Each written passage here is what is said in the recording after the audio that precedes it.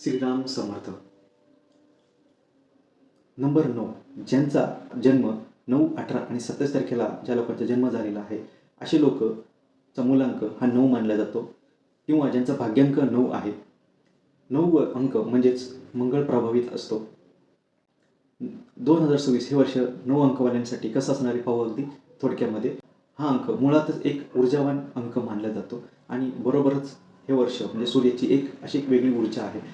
ती ऊर्जासुद्धा तुम्हाला मिळणार आहे. त्या ऊर्जेचा सपोर्ट देखील तुम्हाला मिळणार आहे. त्यामुळे अतिशय ऊर्जावान तुम्ही होणार आहात. पण तुम्हाला तुमच्या ह्या ऊर्जेवरती कंट्रोल करायचा आहे, संयम ठेवायचा आहे. खूप गोष्टी ज्या काही तुमच्या समोर येणार आहेत किंवा अडलेली तुमची कामं यावर्षी नक्कीच पूर्ण होणार आहेत. पण स्वतःवरती संयम ठेवायचाच आहे.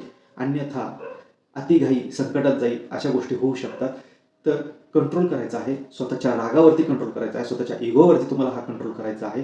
जर संयम ठेवला नाही तर मोठ्या येणाऱ्या भविष्यामध्ये मोठ्या संकटाला तुम्हाला सामोरं जावं लागेल. तर स्वतःवरती कंट्रोल करणं हाच एक तुमच्यासाठीचा उपाय असणार आहे.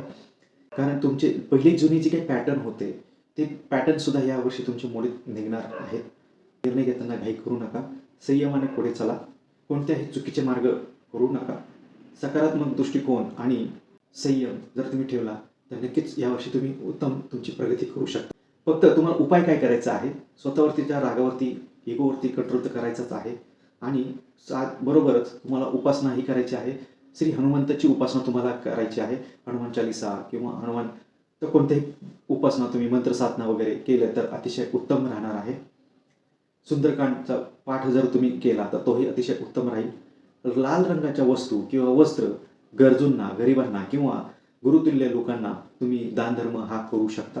हा दानधर्म शक्यतो कधीही तुम्ही करू शकता, परंतु तुम्ही हा दानधर्म मंगळवारी केल्यास अतिशय उत्तम तुमच्यासाठी राहणार आहे. तर 2026 हे तुमच्यासाठी अतिशय उत्तम जाणार आहे. तर नवीन नवीन संधी येणार आहेत.